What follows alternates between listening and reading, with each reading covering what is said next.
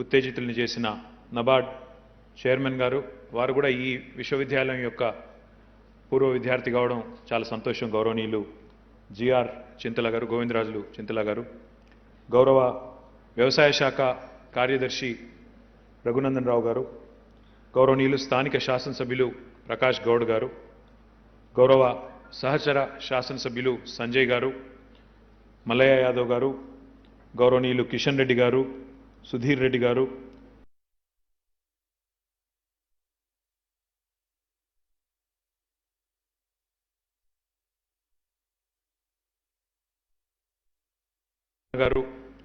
ఈ కార్యక్రమంలో పాల్పంచుకుంటున్న పాత్రికేయ మిత్రులు, మరి చాలాసేపటి నుంచి చాలా ఓపికగా ఉన్న వేదిక ముందు కూర్చున్న మహామహులందరికీ, అందరికంటే ముఖ్యంగా మా తమ్ముళ్ళు చెల్లెలు విద్యార్థులు విద్యార్థినులందరికీ పేరు పేరున హృదయపూర్వకంగా నమస్కారాలు. చాలామంది ఇంకా పెద్దలు మాట్లాడాల్సి ఉంది కాబట్టి ఇట్లాంటి ముఖ్యమైన కార్యక్రమాలకు వచ్చినప్పుడు నేను ఇంట్లో నా కూతురుని అడిగి వస్తాను ఏం చెప్పాలి అని. ఎందుకంటే చాలామంది ఉంటారు వేదిక ముందు వేదిక మీద ఏం చెప్పాలి. ఏం చెప్పిందంటే, మీకు ముందు మైక్ ఇస్తే నా తర్వాత నిరంజన్ రెడ్డి గారు చాలా బాగా మాట్లాడతారని చెప్పి గమ్మును కూర్చో, మధ్యలో మైక్ ఇస్తే నా ముందు మాట్లాడిన చింతల గారు బాగా మాట్లాడినారు, గోవిందరాజు గారు, తర్వాత నిరంజన్ రెడ్డి గారు ఇంకా బాగా మాట్లాడతారు, నాకు పెద్దగా ఏం లేదని చెప్పు అని చెప్పింది. సో ఇప్పుడు ఆ పరిస్థితిలో నేనున్నా. ఎక్కువ చెప్పేది ఏం లేదు, కానీ కొన్ని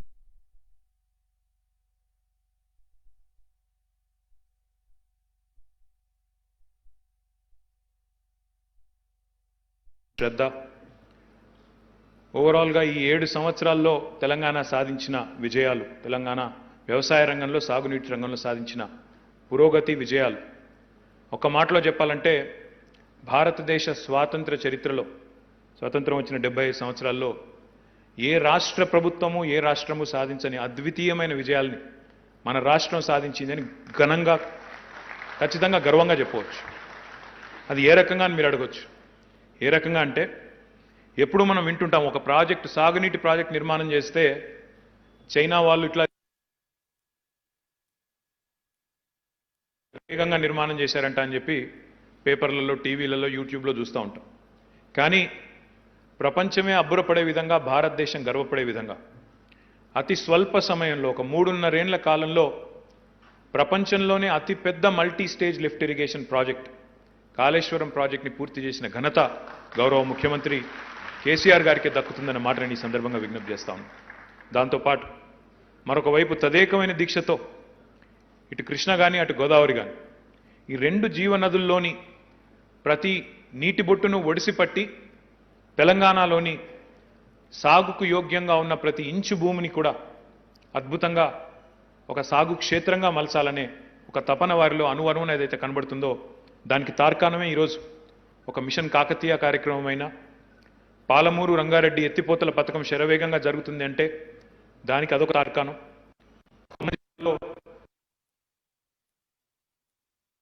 తెలంగాణ పరంగా చూస్తే, ఓవరాల్గా చూస్తే ఈరోజు ఈ 7 ఏళ్లలో ధాన్యం దిగుబడి ఏ రకంగా పెరిగిందో మన కళ్ళ ముందే కనబడతా ఉంది. Today Telangana is called the granary of India.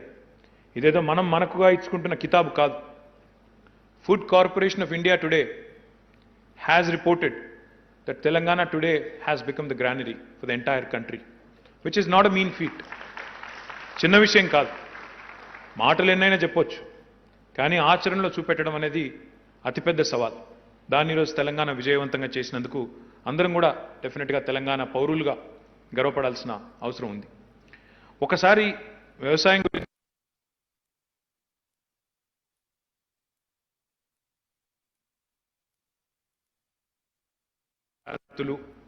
రైతులు అందరికంటే ముఖ్యంగా ఎప్పటికప్పుడు కొత్త కొత్త ఆలోచనలు చేస్తూ ఉంటారు, నవీన ఆవిష్కరణలు, ఇంకా ఏం చేయాలి అనే ఆలోచన ఎప్పటికప్పుడు నిరంతరం జరుగుతూనే ఉంటుంది. ఆ చర్చ నిరంతరం జరగాల్సిందే. అందులో భాగంగా మీరు ఆలోచిస్తే, ఒకప్పుడు మన దేశంలో స్వాతంత్రం వచ్చిన కొత్తలో తర్వాత దశాబ్దాల్లో కూడా food security was a big issue. ఆహార భద్రత ఒక సవాల్. ఈ దేశంలో ఉండే జనాభాకి సరిపడే ఆహారాన్ని మనం ఉత్పత్తి చేయగలుగుతామా లేదా? ఎందుకంటే మన భారతదేశం చూస్తే చాలా వైవిధ్యమైన దేశం. We are a very heterogeneous country. If you look at our country, in fact I whenever I meet anybody from outside of India, I keep telling them, India is not a simple country to understand. Everything changes every 100 kilometers in India. Our eating habits, our languages, our dialects, our culture, a lot of things change with every 100-150 kilometers. So ఇండియాని ఒక దేశంగా చైనాతో పోల్చడం అనేది చాలామంది చేస్తూ ఉంటారు. ఇద్దరు సిమిలర్ సైజ్డ్ కంట్రీస్ కాబట్టి ఈ రెండు దేశాలకు కూడా ఆ సారూప్యం ఉందేమో అన్నట్టు పోలుస్తూ ఉంటారు. కానీ తప్పు. ఎందుకంటే భారతదేశం if you look at it 28 రాష్ట్రాలుగా మనం ఉండొచ్చు, కానీ దేని పాటికి అది చూస్తే we are very very different from each other. ఇప్పుడు పక్కన తమిళనాడులో మాట్లాడే భాషకి మన భాషకి, లేదా మనం మాట్లాడే భాషకి పైన ఉత్తర భారతదేశంలో మాట్లాడే భాషకి, హిందీకి కానీ ఇంకా ఇతర భాషలకు కానీ ఎంతో వైవిధ్యం ఉంటుంది. ఒకదానితో ఒకదానికి పొంతన ఉండదు. చాలా వరకు సంస్కృతమే మూలం కావచ్చు, కానీ చాలా డిఫరెన్స్ ఉంటుంది. పాయింట్ ఏంటంటే ఇంత వైవిధ్యమైన దేశంలో ఈటింగ్ హ్యాబిట్స్ కూడా అట్లే మారుతూ ఉంటాయి. ఎక్కడికక్కడ అక్కడ ఉండే వెదర్ కండిషన్, ఇంత వైవిధ్యమైన దేశంలో ఈటింగ్ హ్యాబిట్స్ కూడా అట్లే మారుతూ ఉంటాయి. ఎక్కడికక్కడ అక్కడ ఉండే వెదర్ కండిషన్స్ బట్టి కానీ, అక్కడ ప్రజల అలవాట్లు బట్టి కానీ రకరకాలుగా ఆహారపు అలవాట్లు కూడా మారుతూ ఉంటాయి. కాబట్టి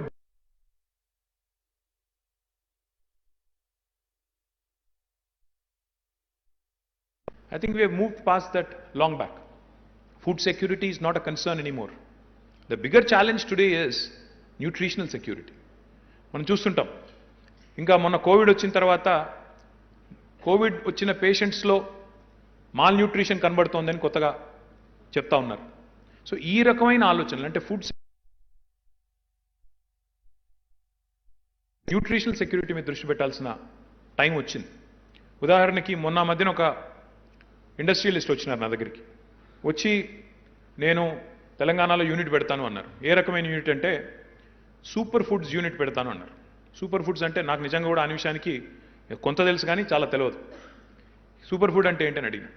ఈ set these are all nutrient rich foods sir. ఇవన్నీ కూడా వేరే దేశాల్లో ప్యాకేజ్ చేసి ప్రాసెస్ చేసి పంపిస్తే చాలా కన్జంప్షన్ చాలా ఎక్కువ ఉన్నది. మిల్లెట్స్ కానీ ఇంకా ఇతరత్ర కానీ చాలా ఉన్నాయి ఇట్లాంటివి. వాటన్నింటినీ కూడా బ్రహ్మాండంగా మనం మార్కెట్ చేసే అవకాశం ఉంది. భారతదేశం దానికి ఒక హబ్గా అయ్యే అవకాశం కూడా ఉంది. ఇక్కడ రైతులకు కూడా మనం ప్రమోట్ చేసినట్టయితే వారికి లాభాలు వస్తాయి. అదేవిధంగా మనకి ఇండస్ట్రీ కూడా వస్తుంది, ఉద్యోగ అవకాశాలు కూడా వస్తాయని చెప్పినారు. ఈ రకంగా మన ఆలోచనల్లోనే, మన ఆలోచన సరళిలోనే కొంత మార్పు డెఫినెట్గా రావాల్సిన అవసరం ఉంది. ప్రొడక్షన్ మనం ఎప్పుడు వింటూ ఉంటాం. ఇప్పుడు ఇక్కడికి వచ్చినప్పుడు కూడా యాక్వెబ్లో 3I అన్నారు. ఇన్నోవేట్, ఏమన్నారు? ఇన్స్పైర్, ఇన్నోవేట్, ఇంపాక్టా. మేమేమో అక్కడ ఇన్నోవేట్, ఇన్క్యుబేట్, ఇన్కార్పొరేట్ అంటున్నాం. I'm glad you have given a different spin on it. But I think today's agriculture and today's farmer in India, really, what they're looking at is, again, their focus is on 3 P's. Production, of course, productivity, more importantly, and more than anything else, I think, profitability. ఎందుకు అంటే production పెరుగుతూ ఉంది.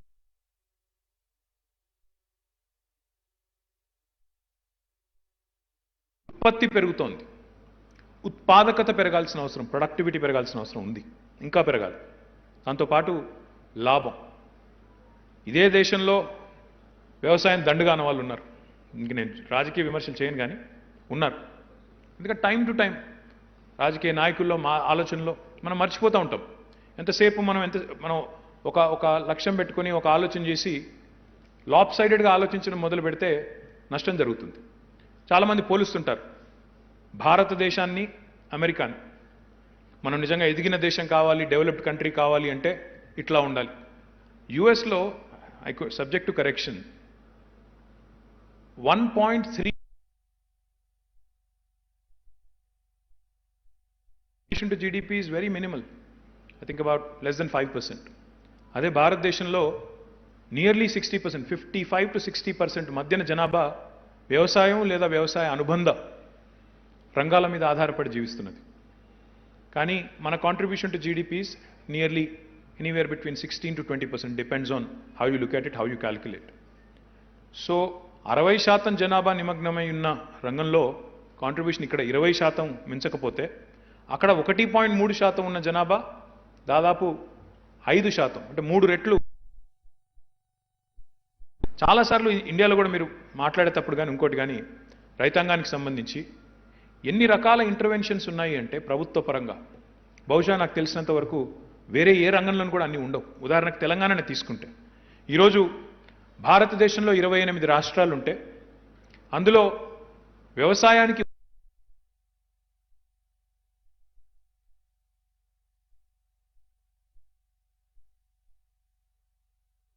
అదే మాదిరిగా నాణ్యమైన విత్తనాలు, ఎరువులు ఇవి కూడా ఇక్కడ ఇస్తా ఉన్నాం. దాంతోపాటు మీకు తెలుసు వ్యవసాయానికి సంబంధించినంత వరకు క్రాప్ లోన్ ఏదైతే ఉంటుందో 0 ఇంట్రెస్ట్తో వడ్డీ లేని రుణాలు ఇవి కూడా ఇస్తూ ఉన్నాం. దాంతోపాటు ప్రపంచంలో మరి ఇంకెక్కడెక్కడ ఈ స్కీమ్ ఉందో నాకు తెలియదు, కానీ భారతదేశంలో మాత్రం స్వాతంత్రం వచ్చిన తర్వాత మొట్టమొదటి నాయకుడు కేసీఆర్ గారని నేను గుర్తు చేయక తప్పదు. రైతు బంధు రూపంలో ఈరోజు ఎకరానికి 5,000 రూపాయల చొప్పున 2 పంటలకు వానాకాలం, ఎండాకాలం 2 సీజన్ కలిపి 10,000 రూపాయలు ఎకరానికి ఇస్తున్న ప్రభుత్వం తెలంగాణ. సంవత్సరానికి 15,000 కోట్లు ఈరోజు రైతు బంధు రూపంలో తెలంగాణలోని 62 లక్షల మంది రైతాంగానికి అందుతూ ఉన్నది. దాంతోపాటు ప్రపంచంలో ఏ ప్రభుత్వము చేయని విధంగా ప్రతి రైతుకి జీవిత బీమా చేసి 5 లక్షల రూపాయలు మొత్తం అనా పైసతో సహా ప్రీమియం ప్రభుత్వమే కట్టి ప్రతి రైతు కుటుంబంలో ధీమా నింపుతున్నది తెలంగాణ ప్రభుత్వం. అదే మాదిరిగా మీకు తెలుసు కనీస మద్దతు ధర కేంద్ర ప్రభుత్వం ఏదైతే నిర్ణయిస్తుందో దానికి అనుగుణంగా ప్రొక్యూర్మెంట్ కూడా కరోనా టైంలో ప్రొక్యూర్మెంట్ మొత్తం ఎవరు చేయలేదు. చాలా రాష్ట్రాల్లో చేతులు ఎత్తేసినారు, మేము చేయలేమన్నారు. కానీ తెలంగాణలో మాత్రం పండించిన ప్రతి గింజని at the doorstep of farmer కొన్నది కేసీఆర్ గారి ప్రభుత్వం అనే మాట నేను ఈ సందర్భంగా మీకు గుర్తు చేస్తా ఉన్నాను. దాంతోపాటు గోడౌన్స్ స్టోరేజ్ తెలంగాణ వచ్చినాడు కేవలం 4 లక్షల మెట్రిక్ టన్నుల సామర్థ్యం మాత్రమే ఉండేది గోడౌన్ కెపాసిటీ. కానీ నబార్డ్ సహకారంతో 4 లక్షల నుంచి ఇప్పటికే దాదాపు 26 లక్షల టన్నులకి మన స్టోరేజ్ కెపాసిటీ 6 రెట్లు పెరిగింది. ఇవాళ పేపర్లో మీరు చూసింటారు, అది కూడా సరిపోవడం లేదని చెప్పి మరి దాన్ని కూడా రెట్టింపు చేయాలనే నిర్ణయాన్ని గౌరవ వ్యవసాయ శాఖ మంత్రి గారు, గౌరవనీయులు ముఖ్యమంత్రి గారు తీసుకున్నారు. బహుశా అది కూడా తొందరలోనే ప్రారంభం అవుతుందని నేను అనుకుంటా ఉన్నాను. ఇంకా చెప్పాలంటే చాలా ఉంది. మెకనైజేషన్లో ఎంకరేజ్మెంట్ కానీ, పాలీ హౌస్ కల్టివేషన్కి ఎంకరేజ్మెంట్ కానీ, మైక్రో ఇరిగేషన్ టెక్నిక్స్ కానీ, భారతదేశంలో ఎక్కడా లేనంత పెద్ద ఎత్తున సబ్సిడీలు 90%, 100% సబ్సిడీలు ఇస్తున్న రాష్ట్రం తెలంగాణ. ఇన్ని ఇంటర్వెన్షన్స్ ఉన్నాయి, ఇంకా చెప్పాలంటే చాలా ఉన్నాయి. అయినా కొన్ని లక్ష్యాలు, కొన్ని నినాదాలుగానే మిగిలిపోతూ ఉన్నాయి. కేంద్ర ప్రభుత్వం మనతో పాటు 2014లో వాళ్ళు కూడా అధికారంలోకి వచ్చారు. వచ్చినాడు ఒక మాట అన్నారు, 2022వ సంవత్సరం కల్లా రైతు యొక్క ఆదాయాన్ని రెట్టింపు చేస్తామన్నారు. We will double the income of the farmers అని చెప్పి ఒక నినాదం ఇచ్చారు. అది నిజంగా ఆచరణలో సఫలమైందా? ఆ నినాదం నిజంగానే జరిగిందా? దానివల్ల రైతుకి ఏమైనా ఒరిగిందా అంటే నాకు తెలిసినంత వరకు కొంత పురోగతి ఉండవచ్చు, పూర్తిగా లేదని నేను అనను. కానీ నినాదం పూర్తిగా సఫలమైందనే మాట మాత్రం నేనైతే ఎక్కడా వినలేదు. ఎందుకంటే వ్యవసాయం అనేది కేవలం వ్యవసాయంగా మాత్రమే చూస్తే అంతకే పరిమితం అయితే నాకు తెలిసినంత వరకు ఆ ఫార్మర్ ఇన్కమ్ డబుల్ అవ్వడం అనేది జరగదు. టుడే ఫార్చునేట్లీ ఇన్ తెలంగాణ గౌరవ ముఖ్యమంత్రి గారికి వ్యవసాయం మరియు అనుబంధ రంగాల మీద ఉన్న ప్రేమ, వాటి పట్ల ఉన్న అవగాహన వల్ల తెలంగాణలో ప్రస్తుతం ఒక 4 రకాల విప్లవాలు మన కళ్ళ ముందే ఆవిష్కారం కాబోతా ఉన్నాయి, అవుతున్నాయి. First one I'll talk about is the second green revolution that sweeping the landscape of Telangana. ఇందాక నేను చెప్పినట్టు అది రైస్ కావచ్చు, ప్యాడీ కావచ్చు, ఇంకా ఇతర వ్యవసాయంలో ఇతర క్రాప్స్ కావచ్చు, విస్తారంగా తెలంగాణలో ఈరోజు దిగుబడి పెరుగుతూ ఉన్నది. The second green revolution is sweeping through the entire landscape of Telangana. రెండవది బ్లూ రెవల్యూషన్, మత్స్య సంపద. ఒకప్పుడు మనం చూసేది ఎక్కడో గోదావరి నదిలో ఇంత పెద్ద చేప దొరికింది, అంత పెద్ద చేప దొరికిందని. ఈరోజు చూస్తే ఒక చాలా విచిత్రమైన సంఘటన మీకు చెప్పాలి. ఈ మధ్యన ఎమ్మెల్సీ ఎన్నికలు జరిగినప్పుడు మా రంజిత్ రెడ్డి గారి ఇంట్లో అన్ని కాలేజీల యాజమాన్యాలతో ఒక మీటింగ్ ఏర్పాటు చేస్తే అందులో మేము కొద్దిసేపు మాట్లాడి మాకు ఓటేయండి అది ఇదని అప్పీల్ చేసిన తర్వాత ఒక పెద్ద ఆయన ఉంటారు, కృష్ణారెడ్డి గారు అని చెప్పి, ఎస్విఎస్ కాలేజ్ మహబూబ్ నగర్లో ఉంటుంది, మెడికల్ కాలేజ్. ఆ సంస్థకి అధిపతి. ఆయనను మీరు మాట్లాడండి అని చెప్పి వారిని విజ్ఞప్తి చేస్తే ఆయన మాట్లాడినారు. 4 మంచి మాటలు చెప్పి వ్యవసాయంలో చాలా విస్తరణ జరిగింది సార్, చాలా సంతోషం అన్నారు. నేను అనుకున్నా ఆయన మెడికల్ కాలేజీల గురించి, విద్యారంగం గురించి మాట్లాడతారేమో, వ్యవసాయం గురించి మాట్లాడుతున్నారేందని చెప్పి నేను ఆసక్తిగా అడిగిన. కృష్ణారెడ్డి గారు మీరు ఎక్కడ, ఏ ఊరు మీదని అడిగిన. మీరు వ్యవసాయం గురించి మాట్లాడుతున్నారు, చాలా ప్రేమగా మాట్లాడుతున్నారు, ఏ ఊరు అన్న. సార్ నాది ఐతవోలు, జడ్చర్ల నియోజకవర్గం, పూర్వ పాలమూరు జిల్లా, ప్రస్తుత పాలమూరు జిల్లా అని చెప్పినారు. అయితే మరి ఎందుకన్నారు మీరు ఆ మాట? విస్తరణ జరిగింది బాగా అన్నారు కేసీఆర్ గారి నాయకత్వంలో. ఏమి మీ ఊర్లో ఏం జరిగిందని అడిగాను. అని ఒక చిన్న ఒకటే మాటలో చెప్పారు. సార్ గతంలో నన్ను ఎవరన్నా వచ్చి కృష్ణారెడ్డి గారు మీ పొలం ఎక్కడ ఉంది అంటే, మీ చేను ఎక్కడుందంటే, నేను చెప్పేది నా చేను చెరువు కింద ఉందని చెప్పేది. కానీ ఈరోజు కేసీఆర్ గారు వచ్చిన తర్వాత మా ఊర్లో చెరువు కింద చేను కాదు సార్, ఇప్పుడు చేను కిందకే చెరువు వచ్చిందని చెప్తా ఉన్నాడు ఆయన. చిన్న మాట కాదు ఇది. అంటే నీళ్లు, సాగునీటి రంగంలో వచ్చిన విప్లవం. ఆయన చెప్పిన మాట, ఆయన చేను కిందికి ఎన్ని నీళ్ళు వచ్చినాయంటే ఆయన చెప్తున్న మాట, నీరు ఉబికి వస్తున్నది సార్, భూగర్భ జలాలు ఉబికి వస్తున్నాయి. ఆ పరిస్థితి వచ్చింది ఈరోజు. నేను I represent Rajanna Sircilla district. మా రాజన్న సిరిసిల్ల జిల్లాలో 6 మీటర్లకి పైగా గ్రౌండ్ వాటర్ పైకి వచ్చింది, గ్రౌండ్ వాటర్ టేబుల్ పైకి వచ్చింది. ఇది చిన్న విషయం కాదు, 6 మీటర్లు. ఇది ఎంత పెద్ద విషయం, ఎంత గొప్ప విషయం అంటే, లాల్ బహదూర్ శాస్త్రి అకాడమీలో ముసోరిలో ఎక్కడైతే యువ ఐఏఎస్ అధికారులకు శిక్షణ ఇస్తారో అక్కడ ఈరోజు మా సిరిసిల్ల జిల్లాలోని వాటర్ మేనేజ్మెంట్ ఏ రకంగా గ్రౌండ్ వాటర్ పైకి వచ్చింది 6 మీటర్లు అనేది వారికి ఈరోజు పాఠాలుగా చెప్తా ఉన్నారు. So these are the achievements of Telangana in the last 6-7 years. ఇదంతా ఎందుకు చెప్తా ఉన్నానంటే, ఇప్పుడు I think the time has come. Production బాగా పెరిగింది, కానీ ప్రొడక్టివిటీ, ప్రాఫిటబిలిటీ పెరగాలి అంటే ఏం జరగాలి? అక్కడే ఈ యాగ్ హబ్ అనేది అక్కడే మీకు పనికొస్తుంది. యాగ్ హబ్ అనేది అక్కడే మనకి రైతులకు బాగా మేలు చేసే అవకాశం ఉంది. ఎప్పుడైనా మేము టెక్నాలజీ గురించి మాట్లాడితే సీఎం గారు ఎప్పుడు ఒకటే మాట అంటారు, దీనివల్ల సామాన్యుడికి ఏం లాభం అని అడుగుతారు ఆయన.